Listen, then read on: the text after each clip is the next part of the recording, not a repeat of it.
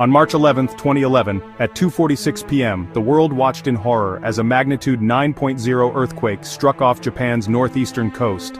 In a matter of seconds, the ground convulsed with unimaginable force, shaking the nation to its very core and sending shockwaves across the globe. Buildings swayed violently, windows shattered, and the earth itself seemed to roar beneath the feet of millions. The quake shifted Japan's main island by several meters, cracked open roads and toppled buildings in cities and villages alike. But for the people of Japan, this was only the beginning of an unfolding nightmare. Just minutes after the shaking stopped, a colossal tsunami, waves reaching up to 15 meters high, raced across the Pacific, heading straight for the coast. Sirens blared as people scrambled for higher ground, but the sheer speed and power of the water overwhelmed even the most robust defenses, swallowing entire towns in its path. Live news footage captured the relentless advance of the tsunami, as walls of water erased landscapes in moments. Cars, homes, and entire neighborhoods were swept away, leaving behind only devastation and despair. The world watched, helpless, as the disaster unfolded in real time. The dual disaster crippled Japan's infrastructure and communication networks. Over 500 square kilometers were inundated, roads and bridges collapsed, and emergency services were quickly overwhelmed by the scale of destruction. Power outages and fuel shortages made rescue efforts even more difficult. Amid the chaos, survivors searched desperately for loved ones, picking through rubble and calling out names. Rescue teams, many of them volunteers, struggled to reach isolated communities cut off by floodwaters and debris, racing against time to save as many lives as possible. The official death toll would eventually climb above 15,800, with thousands more still missing. Families mourned their losses, and the nation grieved together, united by tragedy. As Japan reeled from the destruction, a new and terrifying crisis was brewing. The tsunami had struck the Fukushima Daiichi nuclear power plant, knocking out critical cooling systems and setting the stage for a nuclear emergency. The world was about to witness the worst nuclear disaster since Chernobyl, as explosions and radiation leaks forced mass evacuations and left a lasting scar on the region. March 11, 2011, became a day that changed Japan and the world forever. The courage, resilience, and unity shown in the aftermath would inspire generations, but the scars of that day remain etched in memory and history. On March 11, 2011, a massive tsunami, triggered by a powerful earthquake, surged toward the Fukushima Daiichi nuclear power plant.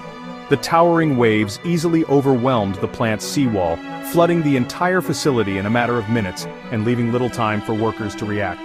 The floodwaters swept through the plant, knocking out all sources of electrical power, including the crucial backup generators designed to keep the reactors safe in emergencies. Without electricity, the plant's control systems and safety mechanisms were rendered useless. As the cooling systems failed, reactor temperatures began to rise rapidly. Emergency workers scrambled to find solutions, but alarms blared throughout the control rooms, signaling the growing danger. Within just a few hours, the intense heat caused the fuel rods in 3 of the reactors to begin melting, a process known as a nuclear meltdown. The reactor cores, now exposed, released dangerous levels of radiation.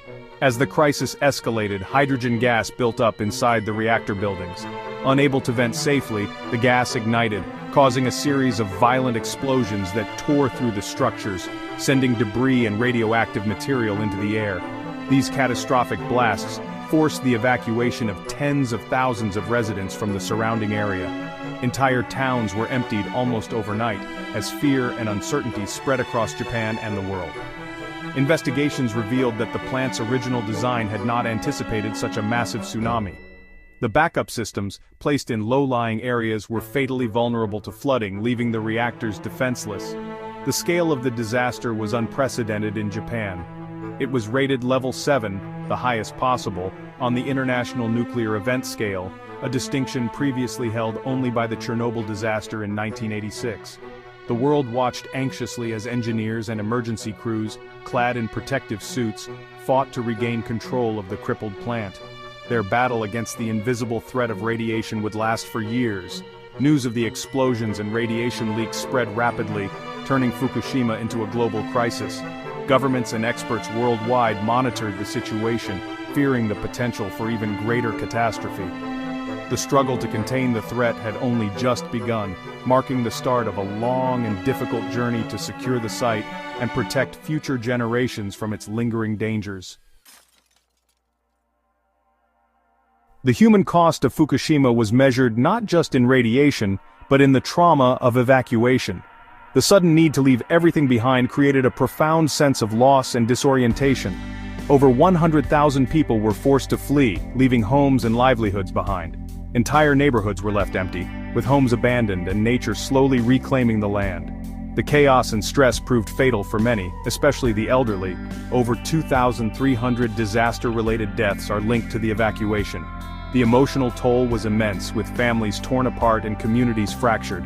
Entire towns became ghostly, abandoned overnight, their communities scattered and their futures uncertain. Streets that once bustled with life now stand silent, a haunting reminder of what was lost. The stigma of radiation devastated local economies, especially fishing and farming, as fear lingered despite safety assurances. Markets closed, fields lay fallow and boats remained docked, unused. Many evacuees suffered from depression and anxiety, their sense of place and identity lost. The psychological impact was profound, with many struggling to find a new sense of normalcy. Years later, scars remain, some have returned, but many, especially the young, have not. The returnees face a changed landscape, both physically and socially. The population is a fraction of what it was, and rural decline has accelerated. Once thriving communities now struggle to survive, with many areas facing an uncertain future. Fukushima's legacy is one of loss, displacement, and a struggle to rebuild lives in the shadow of disaster. Efforts to rebuild are ongoing, but the road to recovery is long and fraught with challenges. The tragedy reshaped entire communities, leaving a mark that endures. The resilience of the people of Fukushima is a testament to their strength, but the scars of the disaster will never fully fade. Cleaning up Fukushima Daiichi is a multi-decade challenge, with completion targeted for 2051. The biggest hurdle, removing 880 tons of radioactive fuel debris from the melted reactor cores, a task only possible with custom-built robots. In 2024, TEPCO's robotic arm removed a tiny piece of fuel debris, a small but crucial milestone. Spent fuel removal from cooling pools has progressed, reducing risk, but Unit 1 remains a challenge due to severe damage. Each step requires innovation and caution, as radiation levels remain lethal. The road to safety is long, but every advance is a testament to resilience and ingenuity. The cleanup is a slow, dangerous journey, one radioactive piece at a time. Managing contaminated water is one of Fukushima's most persistent challenges. Every day, groundwater mixes with cooling water, creating massive volumes of radioactive water stored in over 1,000 tanks. The LPS filtration system removes most contaminants, but not tritium, a low-risk isotope that still sparks public concern. In August 2023, Japan began controlled ocean releases of treated water, heavily diluted to meet strict safety standards. The process, monitored by the IAEA and Japanese authorities, is expected to take 30 years. So far, all data shows no environmental impact, but scrutiny remains high. The water issue is a test of science, transparency, and public trust. It's a reminder that the disaster's legacy flows on, literally. Reclaiming Fukushima's land required one of history's largest decontamination efforts. Millions of cubic meters of soil were scraped and stored, with much of it now being recycled for public works. As cleanup progressed, evacuation orders were gradually lifted. By 2024, only 7,000 people remained under mandatory evacuation. Infrastructure was rebuilt and subsidies offered, but many, especially young families, remain hesitant to return. The population is older and smaller, and towns are a patchwork of restored and abandoned homes. Restoring the land was only the first step. Rebuilding vibrant communities is a much longer journey. The landscape has changed, and so are the lives of those who return. The challenge now is to restore not just homes, but hope. The journey home is far from over. Fukushima Daiichi is now a fortress, rebuilt to withstand future disasters. A massive new seawall, up to 16 meters high, stands as the first line of defense against tsunamis. The site features multiple redundant safety systems, mobile power sources, and some of the world's strictest protocols. Radiation zones are clearly marked, with most of the site now safe for workers, but the heart remains hazardous.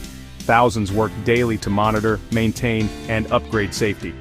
The new defenses are more than concrete. They're a promise that the lessons of 2011 won't be forgotten. Vigilance is constant, and safety is now the top priority. The transformation is ongoing, but the commitment is clear. Fukushima's future depends on never repeating the past.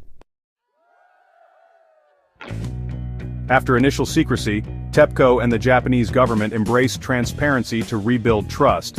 The site now welcomes journalists, residents, and international observers, offering unfiltered views of progress and challenges. The IEEA provides independent oversight, verifying safety and reporting to the world. Public information sessions allow citizens to ask questions and voice concerns directly. Transparency is now central to Fukushima's recovery, countering fear with facts. Rebuilding trust is slow, but openness is essential for moving forward. The world is watching, and that's exactly the point.